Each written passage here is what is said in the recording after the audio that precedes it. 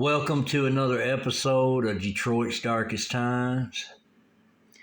First thing we want y'all to do is subscribe, hit the like, and the notification bell. If you want to support the channel, the cash out is the cash out is $FC313. The PayPal is DDT313. If you'd like to support the channel, go ahead and do so. Today's segment is Catch That Ride. And these stories are in Detroit City back in the day.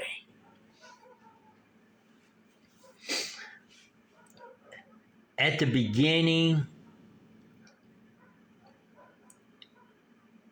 we had some real bad winters in Detroit City.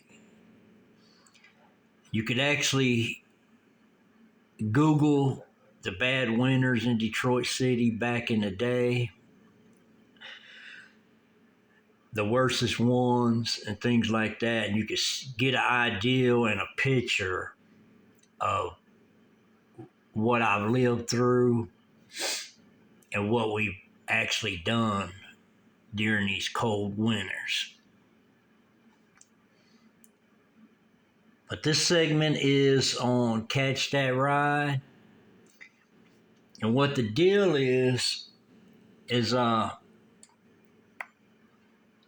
the wintertime, when we need to get somewhere, the quickest way with the weather being bad as it was, there wasn't a whole lot of traffic out, but there was cars driving in it. There was city buses driving in it. And UPS trucks and things of that nature. So what we used to do is we would dress real warm and with boots, a couple pairs of socks, jogging pants, jeans, t-shirt,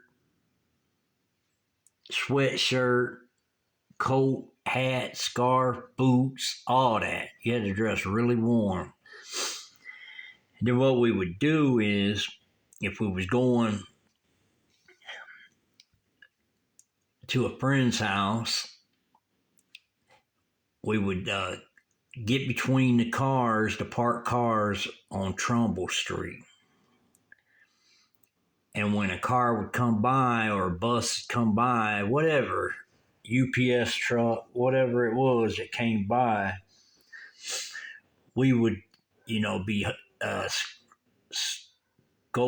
sneak behind the car, because the car's not going fast because it's icy, snowy, the weather's really bad, it's really cold, snowing. But these were really fun times in the winter. And when we'd go visit each other at our friend's house, we would get behind the vehicle, squat down and grab a hold of the bumper. And then you just kind of glide on the ice and snow and hang on to the bumper, and the car just basically pulls you, or the city bus, or sometimes the UPS, you could actually just jump on the back of their bumper and sit on the bumper, So it just depends on what came through, is what we caught a ride with. And the purpose of that was, not only was it fun to do it, I wouldn't recommend people to do it today because you might get hurt doing it. And plus, if you do something like that, it's got to be up north where it's a lot of snow, a lot of ice.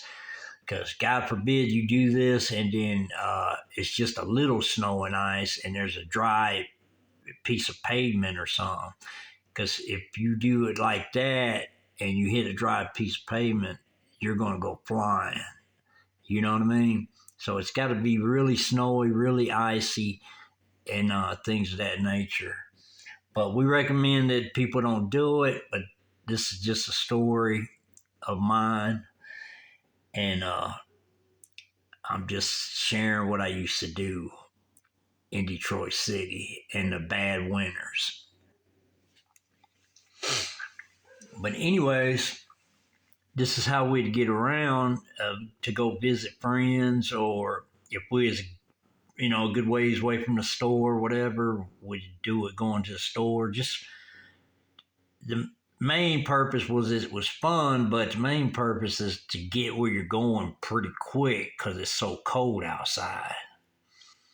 Even though you're dressed warm, you really just didn't want to be out there no longer than possible.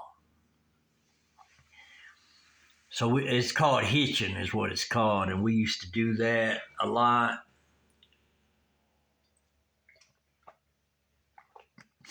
But I just wanted y'all to get a picture of how bad the winters was in Detroit City. And people that live in Detroit City knows how bad the winters are, but people that's like maybe from the South or whatever, at this day and time, you can Google bad winters in Detroit City and you can see what it's like. And but it used to be colder than a mug up there, and so if you was trying to go somewhere, you had to get there as fast as possible. So that was things that we did to get around, hitching on different vehicles and stuff like that. And if they happen to turn off, before you got to your destination, you just have to jump off, get between cars, and grab the next one coming. But, it's just a good way to get where you was going quick because it was so cold and things of that nature. Next thing that people used to do in Detroit City is ride the city buses. And back in them days, when you rode the city buses, a lot of people rode them back and forth to work, and things like that. And then when it would get close to the end of the week, you would be running out of money. So you still had to get to your job on Fridays. And then, usually on Thursdays when things would be a little tight. Not every Thursday, but just once in a while. So what you'd have to do is you'd have a little change, but you wouldn't have the whole amount. And what you'd have to do is there'd be a lot of people waiting on the bus, and people would be bundled up at the bus stop. So you just would get in the crowd. Everybody's getting on the bus because it's real cold, and throwing their money in and stuff like that. Then you just throw what little bit of money you had. But most of the time, if I did that, I would always make up for it once I got paid, and then I was catching the bus the following, like Monday or whatever. I would always throw the difference in there. So basically, they got the money for the fare. You know what I mean? It was just something you had to do in order to make it to work to get your paycheck. And I'm talking years back. You know what I mean? But this is something that took place. And a lot of people did that back then. And because, sometimes, you'd run low on money or money was tight or whatever the case may be. But you still had to get to where you was going and things of that nature. But for myself, I would say that I probably did that maybe, I don't know, several times. But like I said, every time that I had to do that in order to get where I needed to go, I'd always make up for it when I got the money. So really, I still paid my way. You see what I'm saying? So, you know, now they wouldn't let you do it if you just confronted them about it, like, you know, But long as you made up the difference and stuff like that. And I can only speak for myself, but I would say a lot of other people that did it, I'm sure they made up for it when they had the extra money and stuff like that, just to have a good conscience.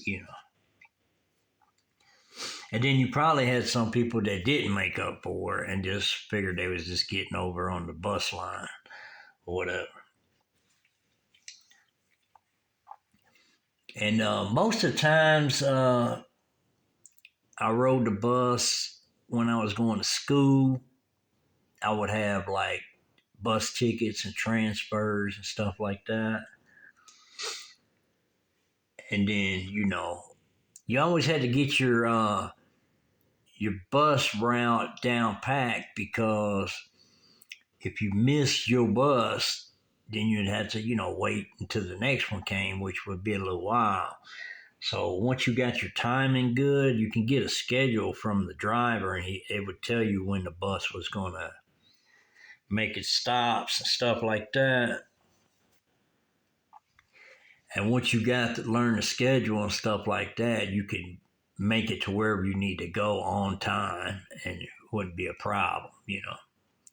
But there was a time where I lived on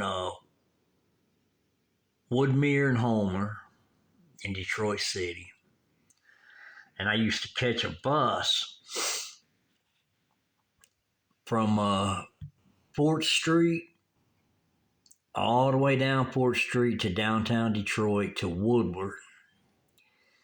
Then I would use a transfer and get on the Woodward bus and go straight down Woodward past 8 Mile to 9 Mile Road. And then I would get off on 9 Mile and use a transfer to go from 9 Mile up to DeQuinder. But in the summertime, sometimes I would walk that 9 Mile stretch. And a lot of times I'd walk it when I got off work, because sometimes if I didn't think I would make it to work on time, I would still ride the bus. But that's a massive bus riding, you know what I mean? To get to your job, you're talking. I lived on Homer and Woodmere, so I'd walk down Woodmere to 4th Street. That's a little walk. Then I would catch the bus. And I did this in the summer and in the winter until I bought a car. But I would catch the bus, ride down 4th Street to Woodward. Then you cross over to Woodward and get on that bus, go down to 9 Mile, and then go from 9 Mile to Quinder. And I actually worked at a paint shop. There's a cafe right on DeQuinder and 9 Mile. And I worked right behind it. It used to be a paint shop right there. And I worked there for a while. And I worked with some good people that worked there. Supervisor, he was cool. And the way I got that job is my old supervisor at Paintworks on DeQuinder and Riggs. He turned me on to that guy as a friend of his that ran a paint shop. But I used to work at Paintworks on Riggs, and Larry was the supervisor. But I had left. Then I called him back to see about coming back over there, but he didn't have no opening, so he turned me on to his friend that was on 9 Mile. Because what I used to do was paint stuff like that, paint army parts, things like that. And so I had, worked there and met some good people in both companies. I've met some good people out that way. And but anyways, that bus ride, that's just the way I got back and forth for a good minute until I bought a vehicle. and then back when I was going to high school and stuff like that, then I would ride the city bus a lot too. But at that time, the school would furnish the tickets and the transfers. You just had to pick them up at the office. And I attended Southwestern High School on 4th Street in Detroit City. And it was an interesting journey, over there. There's been a few times me and my friends would, cut school and then we'd just ride the bus downtown and hang out downtown and stuff like that, and then come back at the end of the day and stuff like that. But, know, we just rode some massive buses. Then I also used to ride a bus from Trumbull and Grand River out to straight out Grand River towards Joy Road, but I got off at Heritage Place, and there was a big apartment building about 3 blocks up from Grand River, and on the right hand side, and I used to go there and work for some people, stay with some people and stuff like that inside that big building. So shout out to all the people at Heritage Place off of Grand River. If you seeing this video, make sure you subscribe, hit the like and notification bell. That used to be my old stomping ground. One of them. But anyways, I rode the bus many a times up and down Grand River to the Heritage Place. And all over the city, things like that. But that's just some of them times when people were working and they were catching a bus and they'd run short of money. That's what folks used to do and still be able to ride the bus. You know what I mean? And for myself, I always made up the funds, but sometimes you just got to do what you got to do to survive. You know what I mean? You're not meaning no wrong. You just want to, you're just trying to live and survive, basically. Because those are out there that's ever had, hard times back in the day and stuff like that, they know what I'm talking about. You know what I mean? But somebody who's never had a hard time and stuff like that will maybe have a different opinion on the situation,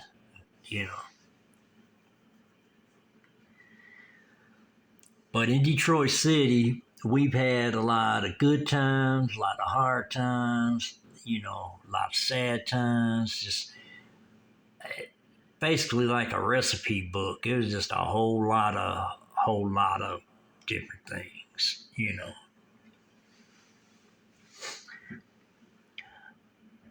But I wouldn't, changed it for nothing in the world, It's just my upbringing and all the things that happened in Detroit City, and I appreciate Detroit City and all the people there. You know what I mean? And I appreciate my journey. It's made me who I am today. And that's just if you go through some things in life, it just molds you to be that kind of person. You know what I mean? And this is for everyone, no matter where you're at.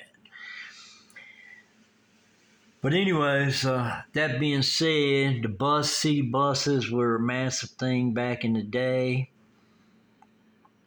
Then we're going to switch over to the cab service. If people in Detroit, they know about Checkered Cab. Checker Cab was a big part of my life in Detroit City. And I rode in many of them, and I'm going to tell some stories about it. And and you seen in Detroit City where I live, because I actually lived on the street where the Checker Cab company was actually at. And where, Checker Cab ran all over the city of Detroit, but I'm just saying, you always seen Checker Cabs in my neighborhood. But like I said, I also rode in a lot of them.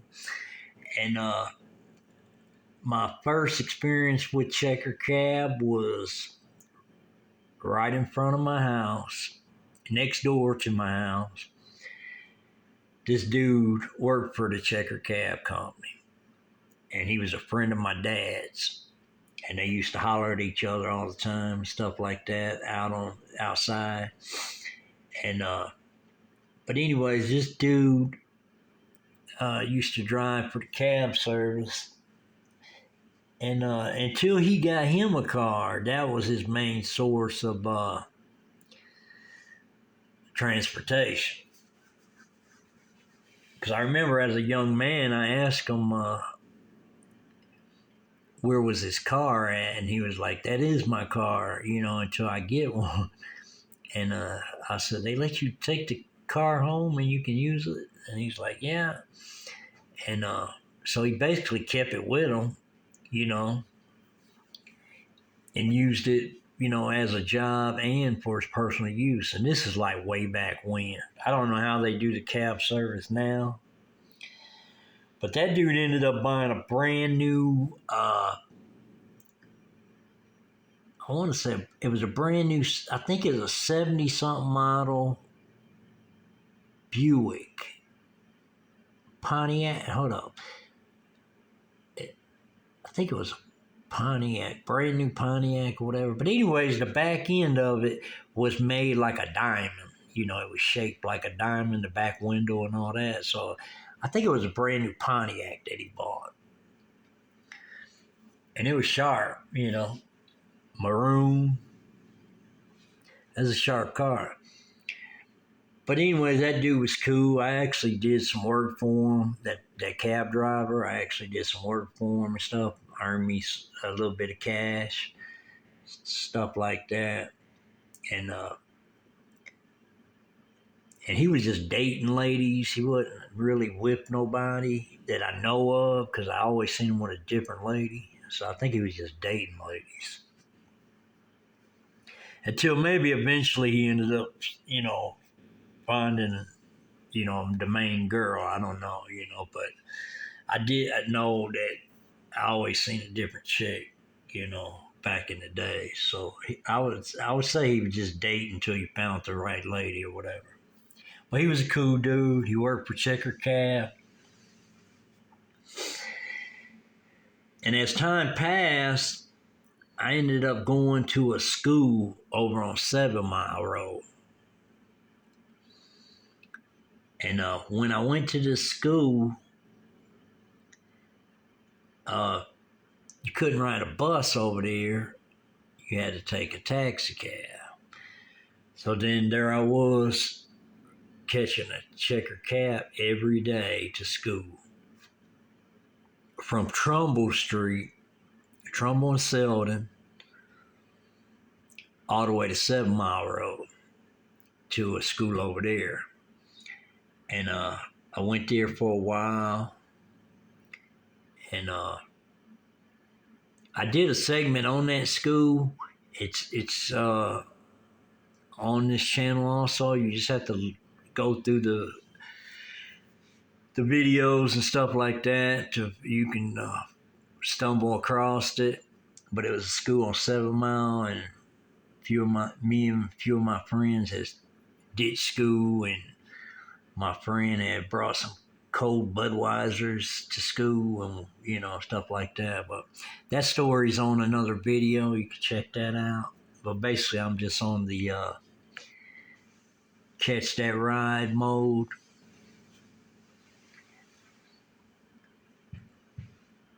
But anyways, I was riding in cabs, and for the most part, you'd have the same driver. But once in a blue moon, you might get a different driver, like if the guy was out sick or maybe on vacation or whatever, you'd get a different driver. And then I had used this checker cab service then on Trumbull Selden. Then I moved to Trumbull and Elm Street, and I still used the cab service. And once you use a cab service for so long, and basically I was riding in the front seat. He picked up 3 dudes. It was me and then 2 other dudes. And I'd ride up front, the 2 guys would ride in the back. He'd pick me up first and then pick them up after me. But I remember when he picked me up, he used to stop at a cafe. It might have been a cafe or bakery or something like that, to get his coffee and donuts, stuff like that. And he'd get me a donut. And then he also had his ashtray was full of change. And then sometimes he would tell me to get some change out of there where I could take it to school and, buy something in the lunchroom or whatever. And so that was pretty cool. And that dude was cool. And he was just a straight up dude, And he also said, there was a few times I was out sick, but he would come to my house. And he'd show up to my house at a certain time, but he'd always honk the horn. And then sometimes people would have to wave him off if I was going to be out sick and stuff like that. So I remember the following day when I did go, I think it was the following Monday, and I went back and he was like, hey, if you know you ain't feeling good and you know you ain't going to be out the next day or a certain day for a doctor's appointment or whatever, he's like, let me know, that way I ain't got to come by there and honk the horn. And I was like, all right, I'll do that. So he was just a cool dude, drove for a checker cab. And like I said, I rode in checker cab many a times. And there was one event that I had this friend that was like 30 something years old. And I'm a young cat, And but I used to run with him, and some of my friends ran with him too, but I ran with him the most. And this cat was 30 something years old, but he had a mind of a 12, 13-year-old kid. And so he ran with us. We did a lot of things together and stuff like that. But anyway, what I'm getting at, because I'm still on the taxi cab situation, one time me and him was running together for a long time, and he's a cool guy, And I used to work for his mom and his stepdad at Heritage Place at a big apartment building. Me and him both did. And, painting apartments, cleaning apartments up, and, doing apartment turnovers and stuff like that. And, but anyways, he as time passed, he had got into it with his mom about something. I forget what it was, but they had a disagreement, big argument, stuff like that. So he calls himself, he was going to take a bunch of pills. And then he got mad at his mom, took a bunch of pills, and I was there. And so his mom went in the bathroom and seen that he took the pills and threw the empty pill bottle in the sink. So then she knew right away that she needed to get him to the hospital.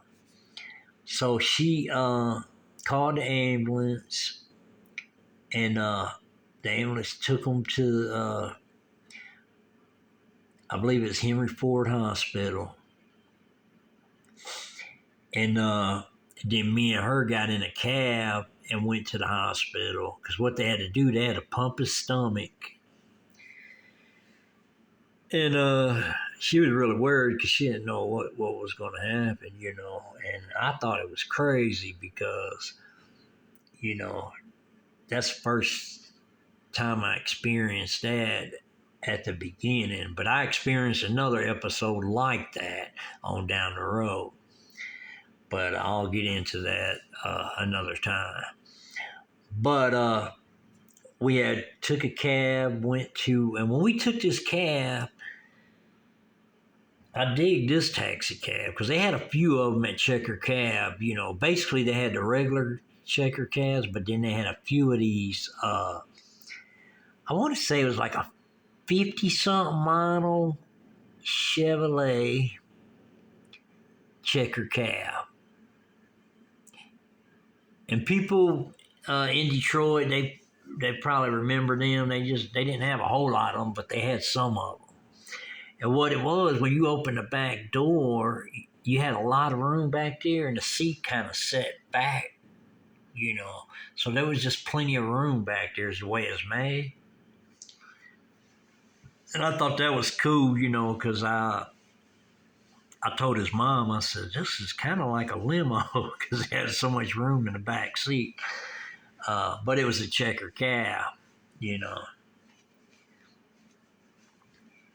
And I mostly rode the green Checker cabs, but they did have a few yellow ones. I don't know what the purpose of that was, but I have seen yellow cabs. And, you know, as far as I know, I ain't never rode in a yellow cab, but